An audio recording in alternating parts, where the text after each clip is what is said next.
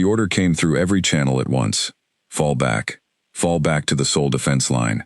Do not engage. Do not turn around. Save the ships that can still fly. Captain Elena Voss read the words on her screen 3 times before she let herself believe them. Around her, the bridge of the warship Kestrel was quiet, except for the low hum of failing systems and the soft beeping of damage alerts nobody had time to silence. Smoke still hung near the ceiling from a fire in Deck 6 that the crew had put out an hour ago. The smell of burnt wiring clung to everything. Outside, in the dark of open space, the human fleet was breaking apart. Not from enemy fire. Not anymore. The enemy had stopped shooting 20 minutes ago. They didn't need to shoot. The humans were already running.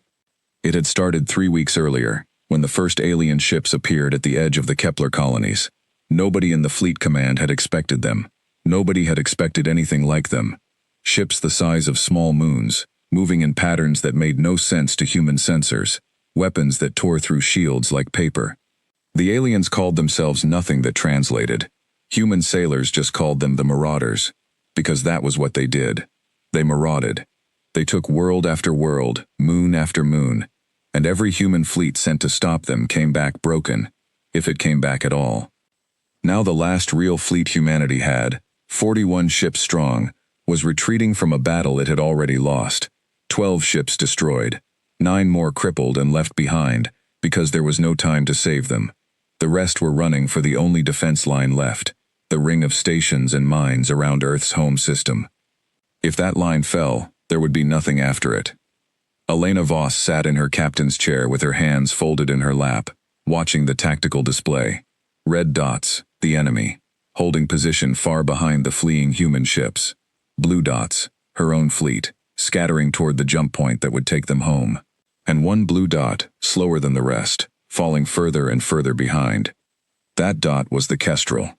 Her ship had taken the worst of the fighting 2 hours ago, when the fleet commander had ordered a rear guard action to buy time for the transports to escape. The Kestrel had done its job. It had held the line long enough for 6 troop transports to get away, carrying nearly 4,000 soldiers and colonists who had been trapped near the front when the battle started. But the ship had paid for it. 2 of its 4 engines were gone. The main shield generator was cracked and leaking radiation into the lower decks. Half the crew were in the medbay, and the other half were exhausted, filthy, and afraid. "Captain!"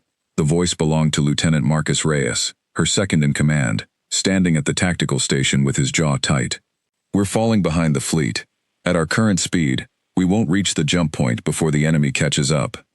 Elena did not answer right away. She was doing the math in her head, the same math Marcus had already done. The Kestrel was too slow. 2 engines simply could not push a ship this size fast enough to escape. The enemy fleet, even holding position, would close the distance within the hour if they chose to pursue. And Elena had a bad feeling they would choose to pursue. The Marauders did not let wounded prey escape. She had watched it happen to 3 other ships already in this war. "Options," she said finally. Marcus pulled up a chart on the main screen. "We push the remaining engines past safety limits. Might buy us another 20% speed, for maybe 10 minutes before they burn out completely. It could be enough to reach the jump point with the rest of the fleet. Or it could leave us dead in space with no engines at all," Elena said. "Yes, ma'am." "What's the alternative?" Marcus hesitated. Everyone on the bridge already knew the alternative, but nobody wanted to say it out loud. Finally, it was not Marcus, but the young sensor officer, Ensign Priya Nair, who spoke up from her station. "Captain, we could signal the fleet that we can't make it. Ask them to slow down and cover us." The bridge went very quiet. Everyone knew what that request would mean. The fleet commander had already made his decision clear in the retreat order. No ship was to slow down for another. Every ship that could still fly was to reach the jump point on its own. The ships that couldn't make it would be left behind, the same way the 9 crippled warships from the battle had already been left behind, drifting and doomed, so the rest of the fleet could survive. Elena looked at the tactical display again, at the dots, at her own ship, alone and falling back into the dark. "Send the message," she said quietly. "Tell them our status, but tell them not to slow down. We won't ask anyone to die for us." Marcus opened his mouth like he wanted to argue, then closed it again. He had served under Elena Voss for 6 years. He knew that look on her face. It was not a look that changed its mind. The message went out. The reply came back within minutes, short and cold, from Fleet Commander Aldrich Voss's own flagship. Aldrich was Elena's uncle, though neither of them spoke of the family connection during duty hours. His reply did not mention it now either. Acknowledged, Kestrel. Fleet cannot slow. Do what you can. Godspeed. That was all. No apology, no comfort. Just the truth, delivered as plainly as a man could deliver a death sentence to his own niece. Elena read it twice, then set her tablet down on the arm of her chair. Punch the engines, she said. Give us everything they've got. The ship groaned. Somewhere below, in the engineering bay, Chief Engineer Tomas Ruiz and his team were already working, feeding power into engines that had been screaming warnings for the last hour. The Kestrel lurched forward, gaining speed, but everyone on the bridge could feel it wasn't enough. The enemy fleet was too close, and the jump point was still too far. Then Ensign Nair's console chimed with an alert, and her face went pale. Captain, I'm picking up enemy ship movement. 6 vessels, breaking off from the main formation. Heading is... She paused, checking the numbers twice.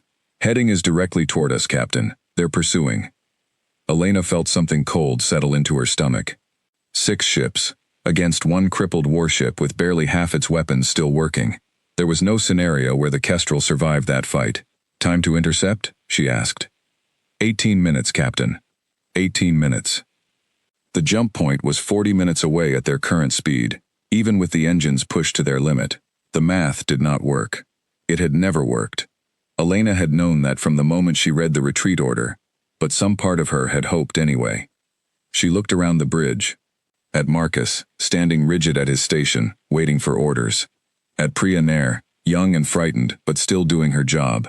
At the dozen other crew members who had trusted her to bring them home, and who now watched her, waiting to see what she would do with the 18 minutes they had left. Captain, Marcus's voice was low, meant only for her. We could still try to run. Even a slim chance is better than none. Elena thought about the 4,000 soldiers and colonists on the transports she had bought time for earlier. She thought about the 9 crippled ships already left behind, their crews facing the same 6-ship hunting party or worse, alone, with no hope of rescue. She thought about her uncle's message, do what you can. An idea began to form in her mind, small and strange at first, and then clearer. She stood up from her chair. Marcus, pull up the star charts. The debris field from the battle 2 hours ago, where we lost the Hyperion and the Aurelia. How far is that from our current position? Marcus blinked, surprised by the question, but he pulled up the chart. About 12 minutes at our speed, Captain. Why? Because that debris field is full of dead human ships, Elena said. And dead human ships are full of things the enemy might not expect. Weapons platforms, mines, wreckage big enough to hide behind. She turned to face the whole bridge crew. We are not going to outrun 6 enemy ships, we both know that, but we might be able to fight them, if we choose the ground. Priya Nair looked up from her console, confusion, and something like hope crossing her face. Captain, are you saying we turn back? Elena walked to the center of the bridge, where the main tactical display glowed with the red and blue dots of a battle already half lost.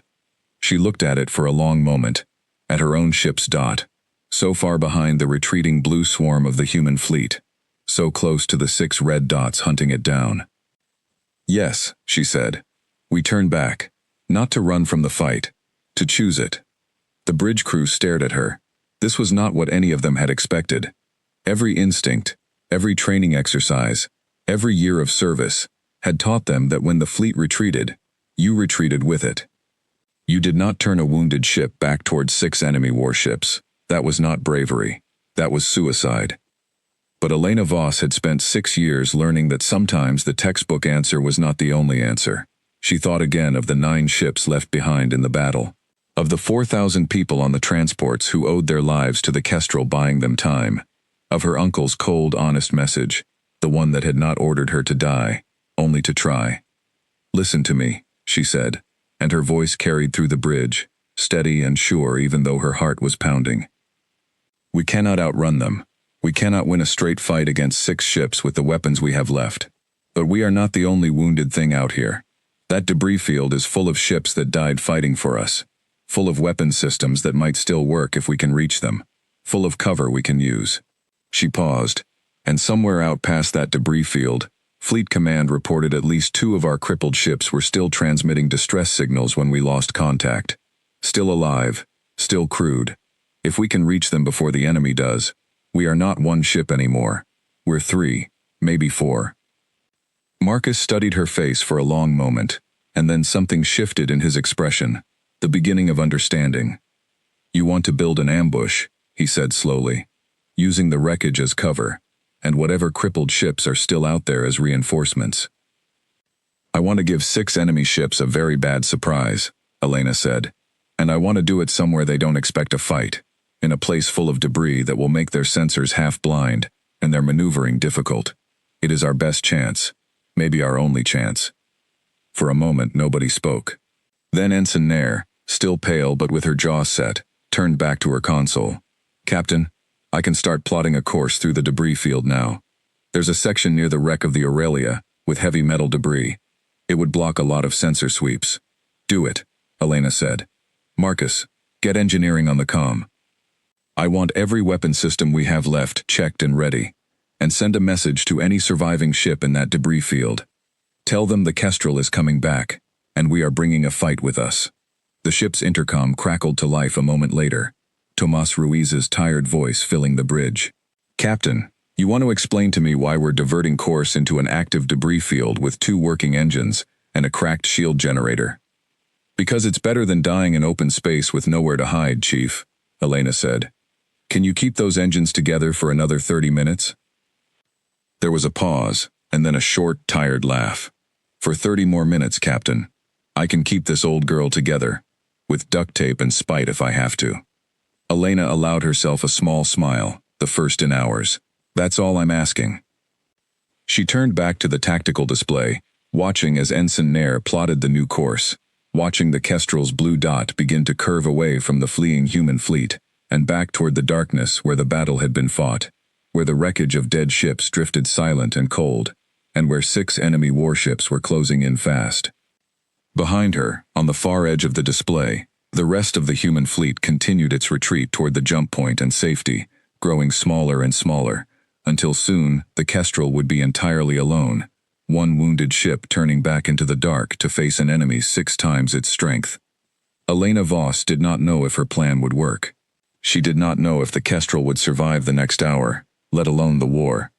But as she watched her crew move through the bridge with new purpose, checking weapons, plotting courses, preparing for a fight none of them had expected to have, she felt something she had not felt since the Marauders first appeared at the edge of human space. She felt like they had a chance. All hands, she said, keying the ship-wide comm, her voice steady and calm despite the storm inside her. This is the captain. We are not running anymore. The Kestrel is turning back to fight. I know that is not the order you expected. I know it is not the safe choice. But I believe it is the right one, and I need every one of you with me if we are going to see it through. She paused, looking once more at the tactical display, at the 6 red dots drawing closer, at the debris field waiting ahead, like a graveyard, that might yet become a battlefield. Stand to your stations, she said. We have a fight coming, and we are going to give the enemy something they have never seen from us before. Let's show them what a wounded ship can do when it decides not to run. The bridge crew answered with a quiet, determined chorus, and across the ship, from the engine room to the med bay to the gun decks, the word spread fast. The Kestrel was turning back. Behind them, the human fleet kept retreating toward the safety of the jump point, unaware that 1 small, broken ship had just made a choice that would change everything that came after. Ahead of them, in the cold dark of the debris field, 6 enemy warships closed the distance, confident, unhurried, expecting nothing more than an easy kill. They had no idea what was waiting for them. The Kestrel slipped into the debris field 12 minutes after Captain Elena Voss gave the order to turn back. What had once been open space was now a graveyard of broken ships, twisted metal, and frozen bodies drifting silently in the dark. This was where the Hyperion and the Aurelia had died 2 hours earlier, along with hundreds of sailors who had never made it home. Elena felt the weight of that as her ship moved through the wreckage, but she pushed the feeling down. There was no time for grief. Not yet. Position us behind the Aurelia's main hull section, she ordered. Full stop relative to the debris. I want us to look like just another piece of wreckage. Ensign Priya Nair guided the ship carefully between two massive chunks of twisted metal that had once been part of the Aurelia's outer hull, the Kestrel. Powered down every non-essential system, running dark, its remaining engines idling at the lowest possible output. On the sensor display, the ship's signature shrank until it was barely distinguishable from the cold metal debris surrounding it. 6 minutes until the enemy ships enter the debris field, Nair reported, her voice tight with concentration. Lieutenant Marcus Reyes moved from station to station, checking weapon readiness with the ship's gunnery crews. Captain, forward railguns are online. We've got maybe 60% power to the point defense turrets. Missile tubes 3 and 4 are jammed, but 1 and 2 are ready. That will have to do, Elena said. She turned to the comm station. Any response from the distress signals? The comm officer, a steady young man named Corporal Diego Alvarez, shook his head. Nothing yet, Captain. I'm still broadcasting on the emergency frequency, but there's a lot of interference from the wreckage. Metal this dense plays tricks with radio signals. Elena nodded, trying not to let her disappointment show. She had gambled a great deal on the hope that survivors were still out there among the ruins of the battle. If there was no one left, the Kestrel would be facing 6 enemy warships completely alone, hidden behind wreckage, but with no reinforcements at all. Keep trying, she said. Someone is still alive out here. I can feel it. 5 minutes passed in tense silence. The bridge crew watched the tactical display as the 6 red dots of the enemy hunting party entered the edge of the debris field, their formation tightening as their sensors struggled against the interference from all the broken metal. Elena watched them slow down, cautious, clearly less comfortable in the cluttered field than they had been in open space. That was good. That was exactly what she had hoped for. They're slowing their approach, Marcus observed. Sensors must be having trouble picking out individual contacts in all this wreckage. Then let's give them more to be confused about, Elena said. Chief Ruiz, can you vent some of our excess engine plasma? Nothing dangerous, just enough to create some extra heat signatures in the area. Down in engineering, Tomas Ruiz's voice crackled over the comm, tired but sharp. Aye, Captain. Should give their sensors a real headache. A moment later, small bursts of superheated gas vented from the Kestrel. Z's damaged engine housings, drifting out into the debris field and creating false heat signatures that mixed with the wreckage's own radiation signature from the earlier battle. On the enemy sensors, it would look like just more chaos, more confusion, more of the same dead debris that filled this graveyard of ships. The enemy formation continued forward, more slowly now, their 6 ships spreading out slightly to cover more of the debris field as they searched for their prey. Elena watched them come, her hands gripping the arms of her captain's chair. Captain, Corporal Alvarez's voice cut through the tense quiet, excited and urgent. I'm getting a response. A weak signal, but it's definitely a human transponder code, coming from a wreck about 2 kilometers to our port side. Elena's heart lifted. Identify the ship. Alvarez worked his console quickly. It's the Meridian. Captain, frigate class. Reported destroyed in the initial engagement, but the transponder is still active, and I'm picking up faint life support readings. Someone's alive over there. Can you reach them? Trying now, Captain. If I can boost the signal through the wreckage. The comm crackled with static, and then a voice broke through, rough and strained but unmistakably human. This is Lieutenant Commander Sarah Chen, acting captain of the Meridian. Is someone actually calling us? We thought everyone had left. Elena leaned forward, keying her own comm. Commander Chen, this is Captain Elena Voss, of the Kestrel. We are alive, and we are close. What is your ship's status? There was a pause, filled with the crackle of a damaged communication system, and then Chen's voice came back, disbelief clear in her tone. Captain Voss, we thought the fleet had left us for dead. We have no propulsion, minimal life support, and maybe 30 crew left alive out of 120.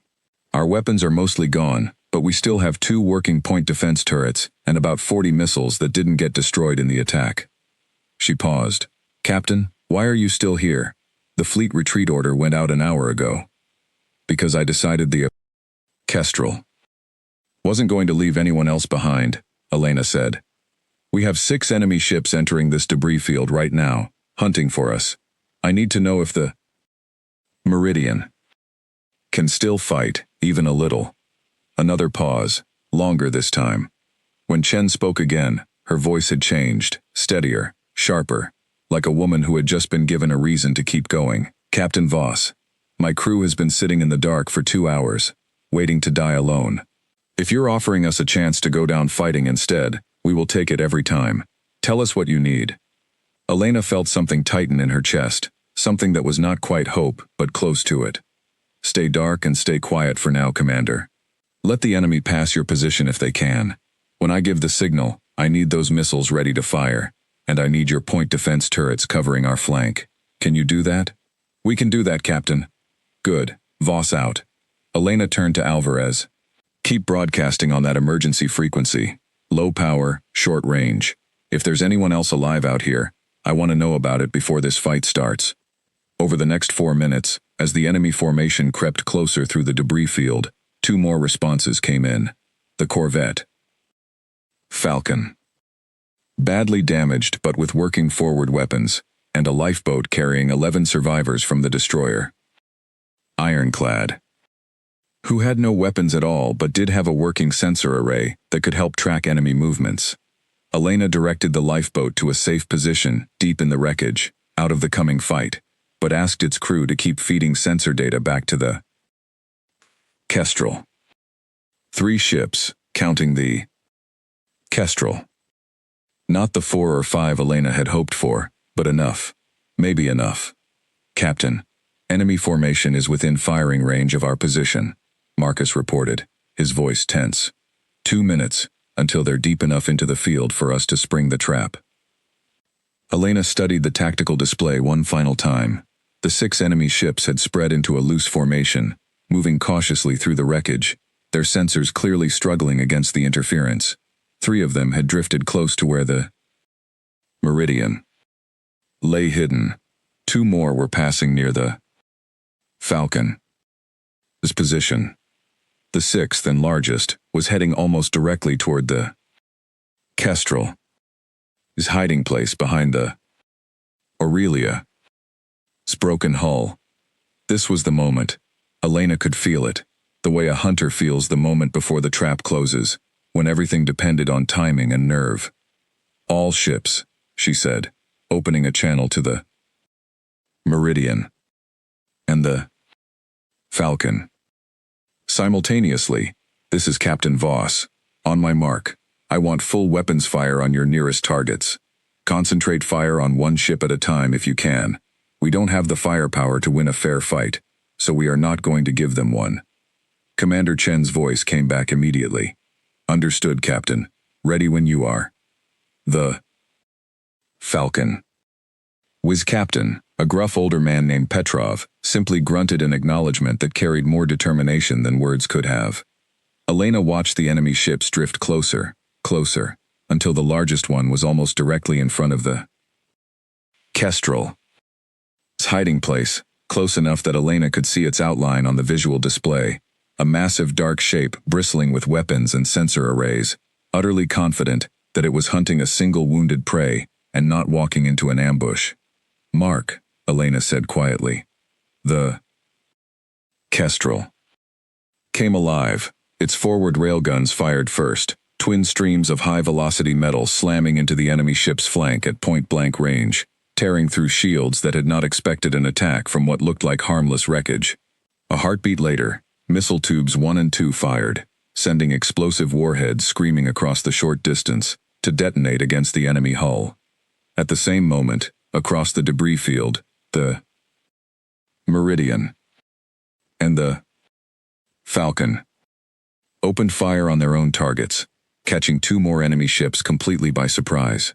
The dark, silent graveyard of the battle erupted into chaos, explosions lighting up the twisted metal wreckage, weapons fire crisscrossing between the human ships and their startled enemies. The enemy ship in front of the Kestrel staggered under the sudden assault, its shields flaring and failing under the concentrated fire. Elena watched the display, her pulse pounding, as the massive warship began to list, damage spreading across its hull. Direct hits on the lead ship, Marcus called out. Their shields are down, keep firing. The Kestrel. His crew, exhausted and battered as they were, worked with a fierce, focused energy now, feeding power to weapons, tracking targets, firing again and again. The enemy ship tried to turn, tried to bring its own weapons to bear, but the close range and the confusion of the debris field worked against it. Another volley of railgun fire tore into its already weakened hull, and this time the ship shuddered, secondary explosions rippling along its length. "It's breaking apart," Nair called out, disbelief in her voice. "Captain, we got it. The lead ship is going down." Cheers broke out across the bridge, quickly hushed by the reality of the fight still raging around them. 5 enemy ships remained, and though 2 of them had been caught off guard by the Meridian, then the Falcon, they were already recovering, turning to face their attackers, their superior weapons beginning to find their marks.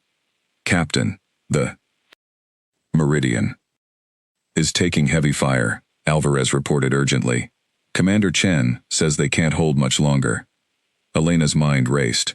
3 enemy ships remained near the Meridian's position, having survived the initial ambush, and now concentrating their fire on the crippled frigate that had dared to strike at them.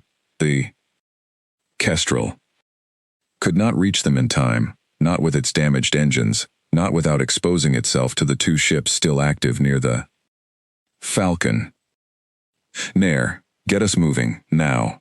Best speed toward the Meridian. This position. Marcus, target anything that's firing on Commander Chen's ship." The Kestrel lurched forward, breaking from its cover among the wreckage, engines straining as it pushed toward the Meridian's position. On the visual display, Elena could see the frigate's hull glowing with damage, explosions rippling along its length as 3 enemy ships poured fire into it. "Commander Chen, hold on, we are coming," Elena said into the comm, though she knew the Kestrel would not arrive in time to save the ship from serious damage. There was a burst of static, and then Chen's voice, strained but still fierce. "Captain Voss, don't worry about us. We've got one more surprise for them." On the tactical display, Elena watched as the Meridian, badly damaged and barely holding together, launched every remaining missile it had in a single desperate volley. 40 warheads screaming across the gap toward the 3 enemy ships bearing down on it. The enemy point defense systems managed to intercept most of them, but not all. Explosions bloomed against 2 of the enemy hulls, and one of them, already weakened from the earlier ambush, began venting atmosphere and drifting out of formation.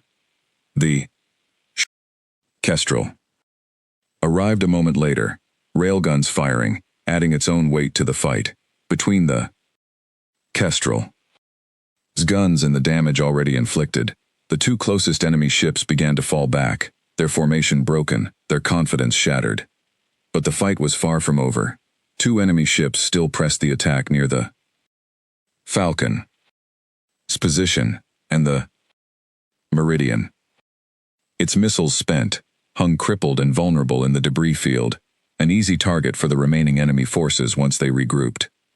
Elena Voss looked at the tactical display, at the chaos of battle still raging around her, and understood that the hardest part of the fight was still to come. Smoke filled the Kestrel's bridge again, thicker this time, drifting up from a console that had exploded when an enemy railgun round grazed the ship's weakened shields. A damage control team rushed past Captain Elena Voss, dragging a fire suppression hose toward the source of the smoke. She barely noticed them. Her eyes were fixed on the tactical display, watching the battle unfold across the debris field in flashes of light and streaks of weapons fire.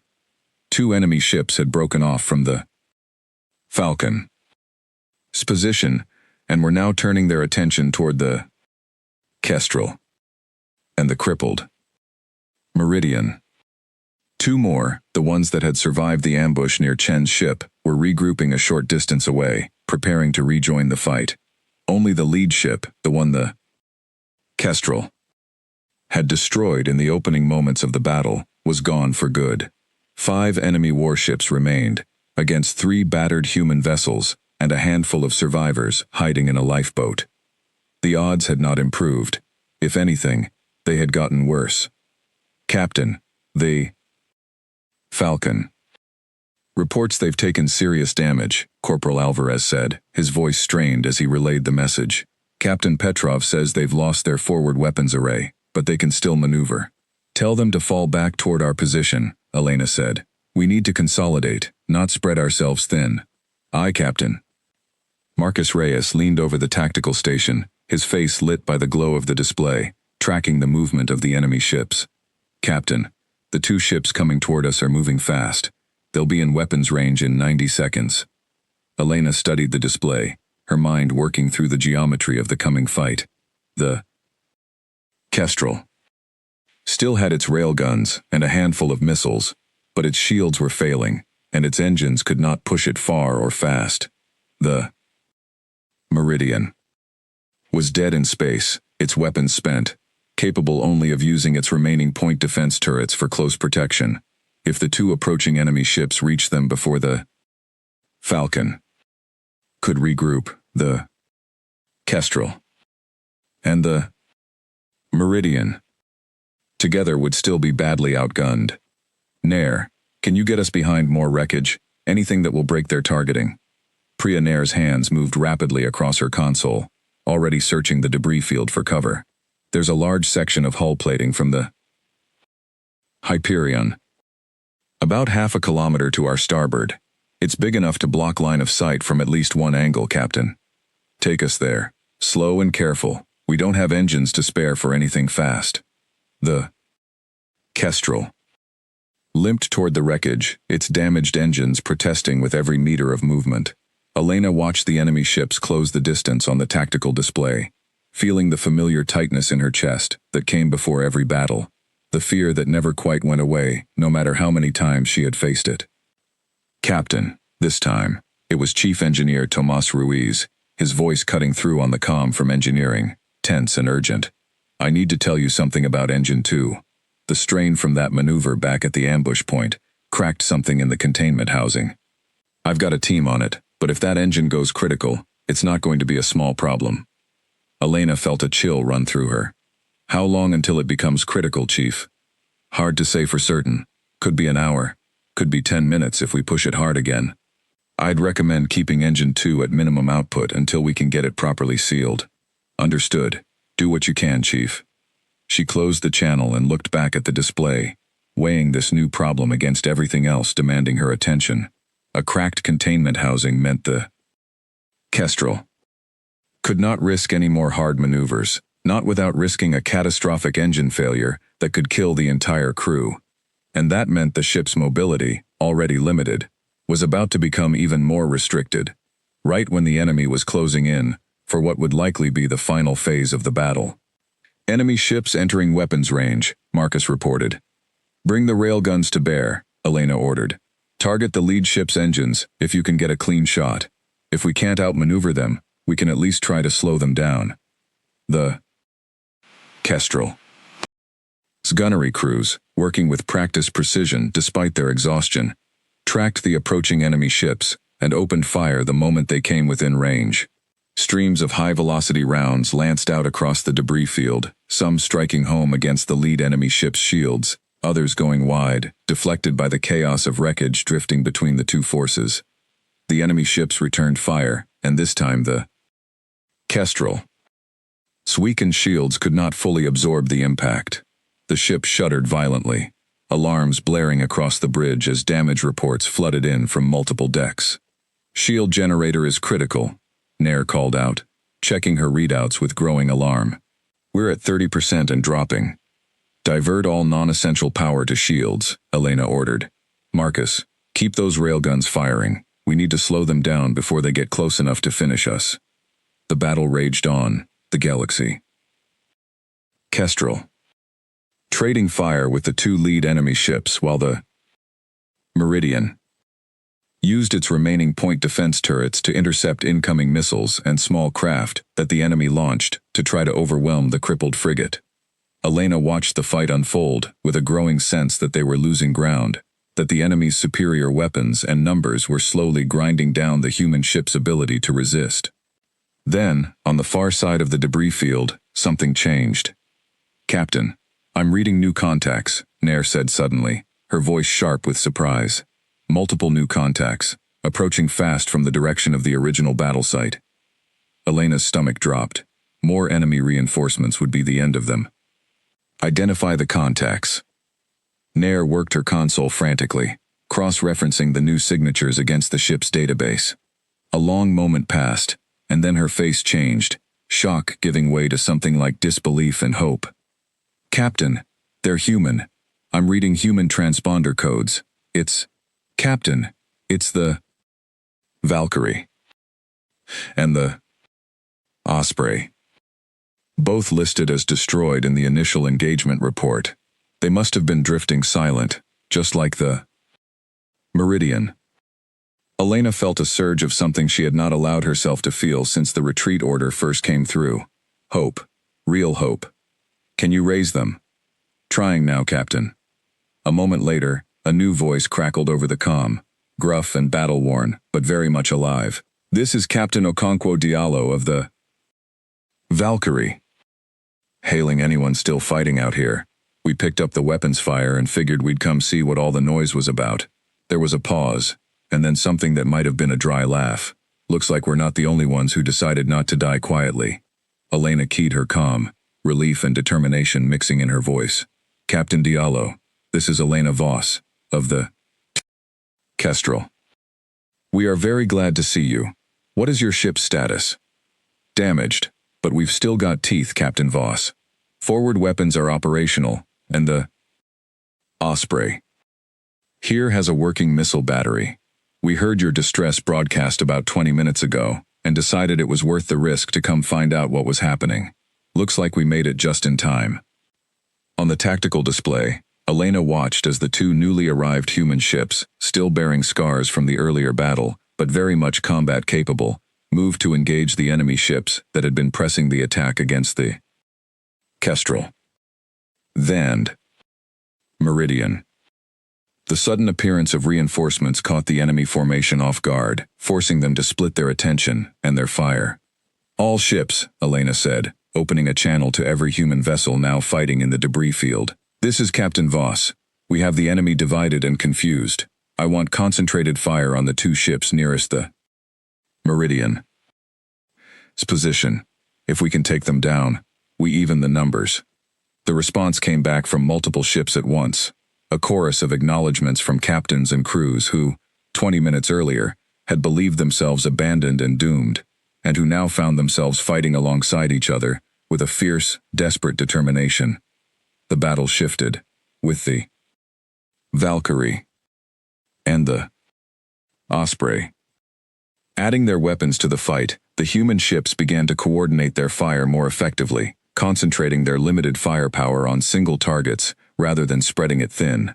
One of the enemy ships, already damaged from the earlier ambush, took a hail of railgun fire and missile strikes that finally overwhelmed its shields and tore through its hull. It broke apart in a bright flash of light, debris joining the already crowded field. 4 enemy ships remained. The humans had lost none, though every ship in the fight was damaged, some severely. "Captain, the remaining enemy ships are pulling back," Marcus reported, watching the tactical display with cautious relief. "They're regrouping at the edge of the debris field." Elena studied the display, trying to guess at the enemy's intentions. The Marauders had never shown much interest in retreat during this war. Every account she had read, every battle she had fought, described an enemy that pressed its advantage relentlessly, that did not pull back even when losses mounted. This retreat, however temporary, was new. "They're regrouping, not retreating," she said slowly, thinking it through. "They lost 2 ships to what they thought was an easy kill. Now they know we're not what they expected. They'll come back, and next time they won't underestimate us." "How long do we have?" Marcus asked. "Not long enough," Elena said, She turned to the comm station. Alvarez, get me a channel to all ship captains. We need to talk, and we need to talk fast. A moment later, the channel opened, and Elena found herself addressing a small, battered fleet of survivors. Ships that had been left for dead. Crews that had given up hope of rescue. Now bound together by a fight none of them had expected to win. "This is Captain Voss," she said. "First, I want to thank every one of you. What we did here today, we did together, and I will not forget it. But we are not out of danger. The enemy has pulled back to regroup, and when they come back, they will come back smarter and angrier. We have maybe 15, 20 minutes before that happens." "What's the plan, Captain?" Diallo's voice came back, steady despite the exhaustion evident in his tone. Elena looked at the tactical display, at the positions of the human ships scattered through the debris field, at the 4 remaining enemy vessels regrouping at its edge, and at something else she had noticed only a few minutes earlier, a detail that had been nagging at the back of her mind since the battle began. "The plan," she said slowly, "is that we stop playing defense. I think I know how to hurt them badly enough that they won't come back at all." "Explain," Captain Diallo said over the comm, and Elena could hear the wariness in his voice, the caution of a man who had already lost too many crew members that day, to accept a plan without understanding it first. Elena pulled up a data file on her console and pushed it out to every ship in the small human fleet. During the ambush, our sensors picked up something interesting about the lead enemy ship, the one we destroyed. Right before it broke apart, there was a massive energy spike from somewhere near its core. Not from weapons fire, but from something internal. I think that ship was carrying some kind of power relay, something that fed energy to the smaller ships around it. "You think they share power between ships?" Commander Chen's voice, tired but sharp, cut in from the meridian. "I think it's more than that," Elena said. "Every account we have of Marauder tactics describes them fighting in tight formations, almost never spreading out unless they're certain of victory. I think their ships are networked somehow, sharing power, maybe even sharing targeting data between vessels. It would explain why they're always so coordinated, and why they hit so hard, even with individual ships that shouldn't be that dangerous alone." "And if you're right," Diallo said slowly, understanding dawning in his voice, "then taking out the right ship could cripple the whole group." "Exactly," Elena said. "The 4 ships left are already down 1 power source. If we can identify which of the remaining ships is acting as another relay point, and take it out fast, the others might lose whatever advantage that shared network gives them." There was a pause, and then Captain Petrov's gruff voice came through from the Falcon. "That's a big gamble on a guess, Captain Voss. What if you're wrong?" "If I'm wrong, we fight 4 ships the hard way, the same way we were already planning to," Elena said. "But if I'm right, we might just win this." She could feel the hesitation from the other captains, the weight of a decision that could mean the difference between survival and destruction for all of them. It was Chen who spoke first, her voice steady despite everything her crew had already been through. "I'm in, Captain Voss. My crew already thought we were dead once today. I'd rather go down fighting smart than fighting scared."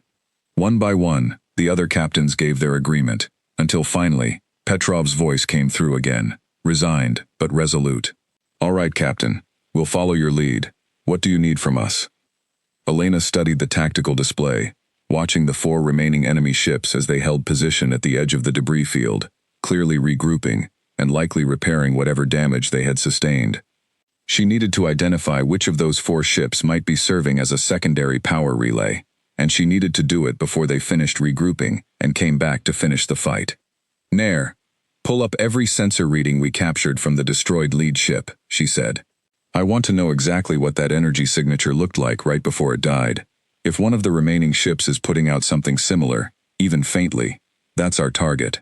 Priya Nair worked quickly, cross-referencing sensor logs, comparing energy signatures, running the data through every analysis tool the Kestrel.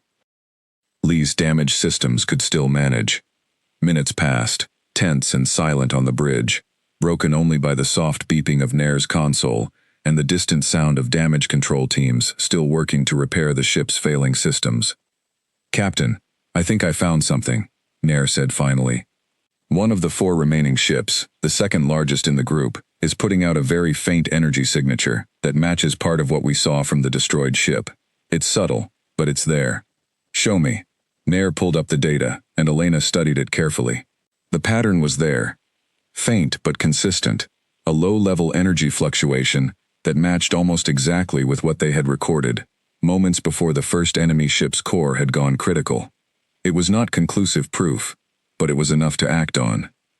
That's our target, Elena said. All ships, listen closely. We are going to hit that second largest enemy vessel with everything we have, all at once, before they can react. If I'm right about the power network, taking it down should weaken the others significantly. If I'm wrong, we've still taken out one more enemy ship, and that's still a win. She outlined the plan quickly. The human ships would spread out around the edge of the debris field, using the remaining wreckage as cover to approach the enemy formation from multiple angles. On her signal, every ship would open fire simultaneously on the identified target, concentrating enough firepower to overwhelm its shields before the other enemy ships could effectively respond. It was a desperate plan, built on a guess and a handful of sensor readings, but it was the best chance they had. Elena knew that if she was wrong, if the enemy ships were not actually networked in the way she suspected, the human fleet would be exposing itself to concentrated enemy fire, with very little to show for it. But she also knew that if she did nothing, if the human ships simply waited for the enemy to finish regrouping and attack again, the outcome would likely be the same, just delayed. "Chief Ruiz," she said, opening a channel to engineering, "I need everything you can give me. Every bit of power the engines can spare, without triggering that containment failure you warned me about." Ruiz's voice came back tired but determined. "I'll give you what I can, Captain. Just don't ask me to push Engine 2 past minimum output. I don't want to find out what happens if that housing fails completely." "Understood, Chief. Do what you can." The human ships began to move, spreading out through the debris field, using the wreckage of the earlier battle as cover, as they maneuvered into position around the enemy formation.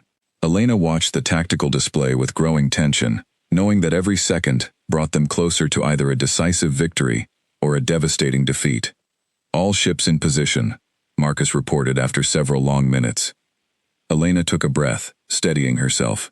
This was the moment.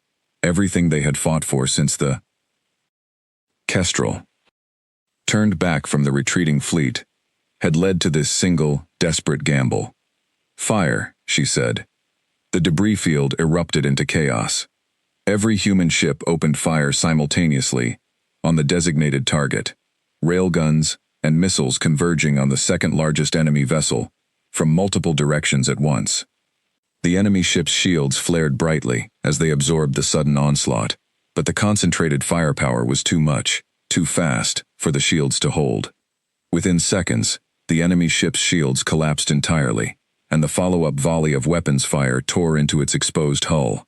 Explosions rippled along its length, and Elena watched with held breath as the ship began to break apart. And then, just as she had hoped, something remarkable happened. As the targeted ship's core went critical, and the vessel began to disintegrate, the three remaining enemy ships suddenly faltered. Their weapons fire, which had been building toward a coordinated counterattack against the human ships now exposed by their assault, sputtered and weakened. Their shields flickered, some dropping entirely for several crucial seconds. "Captain, their power output just dropped across the board," Nair called out, excitement breaking through her exhaustion. "You were right, they are networked somehow. Taking out that ship hurt all of them." "Press the advantage," Elena ordered immediately. "All ships, concentrate fire on the nearest enemy vessel while their shields are down. This is our chance."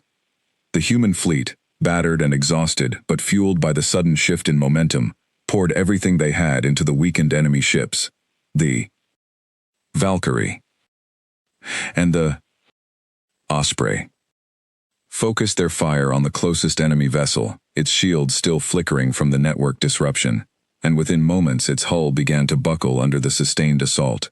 The Falcon, despite its damaged forward weapons, used its remaining systems to harass a second enemy ship, forcing it to divert attention and further disrupting its ability to fight effectively.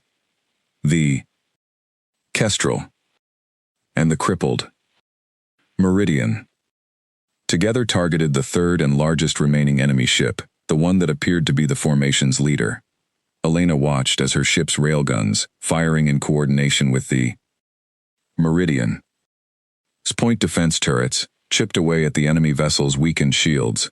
"Their shields are down to 20%, Marcus reported, his voice rising with cautious excitement. "Keep firing." For a moment, it seemed like victory might actually be within reach. 2 enemy ships were badly damaged, their formation broken, their coordination clearly disrupted by whatever network connection Elena's gamble had exploited. But then the enemy commander, whoever or whatever it was, seemed to recognize the danger of the situation, and the remaining ships began to pull back, disengaging from the fight, even as their shields failed and their hulls burned. "They're retreating!" Nair called out, disbelief evident in her voice. "Captain, the enemy ships are retreating." Elena watched the tactical display as the 3 remaining enemy vessels, badly damaged and clearly no longer confident of victory, broke away from the debris field and began accelerating back toward the main body of the Marauder fleet, far beyond sensor range. It was not a total victory. 2 enemy ships remained relatively intact, if damaged, and the vast Marauder armada that had driven the human fleet into retreat in the first place was still out there, still a threat. But for now, in this small, chaotic corner of space, the battle was won. 6 enemy ships had entered the debris field, expecting to destroy 1 crippled human vessel. 2 had been destroyed outright, 3 more had been badly damaged, and the rest had fled rather than continue the fight. A ragged cheer went up across the Kestrel's bridge, exhausted crew members embracing each other, tears mixing with relief on more than one face. Elena allowed herself a moment to feel it too, the overwhelming relief of survival, before her mind turned to the next problem. "Status report," she said, her voice steadying the celebration around her. "I want damage assessments from every ship, and I want to know if that enemy formation is going to come back with reinforcements." The celebration quieted, replaced by the disciplined focus of crews who understood that survival in this moment did not guarantee survival in the next. Reports began coming in from across the small fleet, and from the other ships as well, and as Elena listened, she began to understand the true scale of what they had accomplished, and the very real danger of what might still come. The Kestrel had turned back from a retreat that should have ended in its destruction. Instead, it had found 4 other crippled human ships hiding in the wreckage of a lost battle, rallied them together, and won a fight that by every reasonable measure should have been impossible to win. But somewhere out beyond the edge of sensor range, the main Marauder fleet was still out there, and Elena Voss knew that this small victory, however remarkable, was far from the end of the war. The damage reports painted a grim picture. Every ship in the small human fleet was hurt, some badly. The Meridian had no propulsion and barely any weapons left. The Falcon had lost its forward weapons array entirely and was running on backup power for half its systems. The Valkyrie and the Osprey had fared better, but both had taken serious hull damage during the fight, and the Kestrel, the ship that had started it all, was held together by little more than Chief Engineer Ruiz's stubborn refusal to let it fall apart, its cracked containment housing on Engine 2 still threatening catastrophic failure if pushed too hard. 5 ships, all wounded, 500 or so survivors between them, sitting in a debris field that had already claimed thousands of lives that day, with the vast Marauder armada still out there somewhere beyond the edge of sensor range. "Captain, I'm picking up long-range sensor contacts," Nair said, her voice tense. "Can't get a clear reading through all this interference, but there's something big moving out past the edge of the debris field. Could be the enemy regrouping for another attack." Elena felt the weight of exhaustion pressing down on her, the adrenaline of the battle fading and leaving behind a bone-deep tiredness that made every decision feel heavier than the last. She looked at the tactical display, at her small, battered fleet, and knew that if the main Marauder force decided to finish what the hunting party had started, there would be nothing left for them to do but die fighting. "Alvarez, send a full report to Fleet Command," she said. "Everything, our position, our status, the engagement, and what we learned about the enemy's power network. If we don't survive what's coming, I want that information to reach someone who can use it." "Sending now, Captain," Alvarez said, though his voice carried the same weariness Elena felt in her own bones. She turned to the comm, opening a channel to the other ship captains. "This is Voss. We may have more company coming. I want every ship to conserve whatever power and weapons you have left. If this is the main force, we are not going to win a straight fight, but we can make them pay for every ship they lose." The responses came back grim but resolute. Nobody argued, nobody suggested running. There was nowhere left to run to, not with crippled engines and failing systems, not against an enemy fleet that could catch them within minutes if it chose to pursue. Minutes stretched into an agonizing wait, every person on the Kestrel's bridge watching the tactical display, watching the unidentified contacts grow slowly closer through the sensor interference. Elena found herself thinking about her uncle, Fleet Commander Aldrich Voss, somewhere far ahead with the retreating fleet, wondering if he had made it to the jump point, wondering if he would ever learn what had happened to the niece he had left behind, with nothing more than 2 cold words. "Do what you can." She had done what she could. Whether it would be enough remained to be seen. "Captain, I'm getting a clearer reading now," Nair said suddenly, her voice shifting from tension to confusion. "These aren't Marauder ships. The energy signatures don't match. Captain, I think these are human ships." Elena's heart skipped. "Confirm that, Nair. I need to be certain." Nair worked her console rapidly, cross-referencing every signature against the ship's database. And after a long, tense moment, she looked up, her face breaking into an expression of stunned relief. "Confirmed, Captain. Human transponder codes, multiple ships. Captain, it's the 3rd battle group. Reinforcements from the Sol defense line." The bridge erupted into disbelieving murmurs, hope spreading through the exhausted crew like a wave. Elena keyed the comm immediately, her hands trembling slightly with the release of tension she had been holding for what felt like hours. "This is Captain Voss of the Kestrel. Hailing the 3rd battle group, please confirm your identity and intentions." The reply came a moment later, a crisp, professional voice that Elena recognized immediately, a voice she had not expected to hear again so soon. "Captain Voss, this is Commodore James Whitfield of the 3rd battle group. We received your distress signal and engagement report through Fleet Command about 20 minutes ago. Command dispatched us immediately to render assistance. It seems we arrived just in time to hear about quite a fight." Elena let out a breath she had not realized she was holding. "Commodore, we are very glad to see you. Our engagement report, it reached Fleet Command?" "It did, Captain, and caused quite a stir, I might add," Whitfield said. "Word is already spreading through the fleet about the Kestrel turning back from the retreat to rally survivors and take on 6 enemy warships. Command wants a full debrief on that power network theory of yours as soon as possible. If you're right, it could change how we fight this entire war." Elena looked around the bridge at her exhausted, battered crew, at the faces of people who, just hours earlier, had believed they were retreating towards safety, only to find themselves fighting a desperate, impossible battle instead.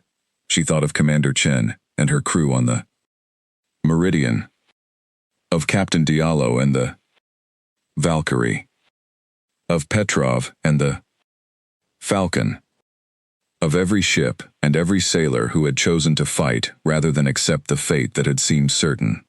"Commodore, before we get to the debrief, my ships need immediate medical assistance and repair support. We have wounded across multiple vessels, and several ships have no propulsion at all." "Already inbound, Captain," Whitfield said. "Medical frigates and repair tenders are moving to your position now. You and your fleet have done more than enough for one day. Let us take it from here." Over the following hours, the 3rd battle group's ships moved through the debris field, medical teams transferring to the wounded vessels, repair crews beginning the slow work of stabilizing engines and patching hulls well enough for the journey back to friendly territory. Elena watched from the Kestrel's bridge as tugs began preparing to tow the Meridian, its crew finally able to rest after hours of believing themselves abandoned and forgotten. It was during this lull, as the adrenaline finally faded completely and exhaustion settled fully into her bones, that Elena received a private communication request, marked with priority clearance from Fleet Command. She accepted it in her small ready room off the bridge, and found herself looking at the tired, weathered face of her uncle, Fleet Commander Aldrich Voss, transmitting from his flagship somewhere far ahead at the Sol defense line. "Elena." His voice was rough, and for a moment neither of them spoke, the silence carrying more weight than words could have managed. "I read your engagement report. All of it." "Uncle," Elena said quietly, dropping the formal address now that they were speaking privately. "I know it wasn't the order you gave." "No," Aldrich agreed. "It wasn't." He paused, and Elena braced herself for a reprimand, for a formal acknowledgement of insubordination that would follow her for the rest of her career, however long that might now be. Instead, his tired face softened, something like pride breaking through the exhaustion. "You disobeyed a direct retreat order, turned a crippled ship back into enemy territory, and somehow rallied 4 other lost ships into winning a battle that should have been impossible. You destroyed 2 enemy warships, badly damaged 3 more, and discovered something about their tactics that Fleet Command has been trying to understand for 3 weeks. I couldn't leave people behind, Uncle, not after everything the Kestrel had already done to buy time for those transports. It didn't feel right to run, when there might still be survivors out there who needed help." Aldrich was quiet for a long moment. "You know, when I sent that message, 'Do what you can,' I meant it as permission to save yourself, if there was any way to do it. I never imagined you would use it to turn around and start a battle." He shook his head slowly, something between disbelief and admiration in his expression. "Your father would have been proud of you today, Elena. I know I am." The mention of her father, lost in the war's opening battles nearly a year earlier, brought an unexpected tightness to Elena's throat. She had not allowed herself to think of him during the chaos of the fight, had not allowed herself to think of anything except the immediate demands of survival and strategy. Now, in the quiet aftermath, the weight of everything she had risked and everything she had lost caught up with her all at once. "Thank you, Uncle," she managed. "What happens now?" Aldrich's expression shifted back to something more formal, more like the fleet commander addressing a subordinate officer, rather than an uncle speaking to his niece. "Now, Captain Voss, you and your crew get some well-earned rest while repair crews patch up your ship. And when you're ready, Fleet Command wants you and Commander Chen to brief the full War Council on what you learned about the Marauder power network. If we can find a way to reliably identify and target these relay ships in future engagements, it could give us an edge we badly need. This war is far from over, but today, thanks to what you and your people did out there, we have something we haven't had in 3 weeks." "What's that?" "A reason to believe we can actually win," Aldrich said. The channel closed, and Elena sat alone in her ready room for a long moment, letting the events of the day finally settle over her. Outside, through the small viewport, she could see the wreckage of the debris field, illuminated by the running lights of repair tenders and medical frigates moving between the damaged ships. Somewhere out there, the Meridian. Wee's crew was finally receiving proper medical care, Commander Chen's tired voice giving way to something like relief as her people were rescued at last. The Falcon, the Valkyrie, and the Osprey were all receiving the same care, their crews resting for the first time in hours, no longer alone in the dark, no longer abandoned. Elena thought back to the moment she had given the order to turn the Kestrel around, back toward the enemy instead of away from them. It had not felt like courage in that moment, not really. It had felt like the only choice that made sense, the only decision she could live with, regardless of the cost. She had not known if it would work. She still did not know, in some deeper sense, whether it had been the right call, or simply a desperate gamble that happened to pay off. But 5 ships, and hundreds of survivors, who would otherwise have died alone in the dark, now had a chance to go home. And somewhere in the data the Kestrel sensors had captured, there might be the key to finally turning the tide of a war that had seemed, until today, entirely unwinnable. She rose from her chair and walked back onto the bridge, where her exhausted but proud crew continued their work, patching systems, tending to the wounded, preparing the ship for the long journey back to friendly space. Marcus caught her eye as she entered, and gave her a small, tired nod, an acknowledgement that needed no words. Outside, in the vast darkness of space, the wreckage of the battle drifted silently among the stars, a graveyard that had, against every expectation, become the site of an unlikely victory. The war against the Marauders was far from over. There would be more battles, more losses, more difficult decisions in the days and months ahead. But for the crew of the Kestrel, and for the survivors of 4 other ships who had been ready to die forgotten in the dark, today would be remembered as the day one damaged warship turned back alone, and in doing so, found that alone was never quite the same as beaten. Elena Voss settled back into her captain's chair, watching over her ship and her crew as they began the long, slow work of healing. Ahead of them lay an uncertain future, a war still to be won, and a story that would spread through the human fleet in the days to come, inspiring other captains, other crews, to remember that even in retreat, there could be moments worth turning back for. The Kestrel had not been the strongest ship in the fleet, nor the fastest, nor the most heavily armed. It had simply been the one that refused to leave anyone behind. And in a war where humanity had been losing ground for 3 long weeks, that single choice, made by one tired, determined captain, in a moment of desperation, had given the entire fleet something it desperately needed: hope.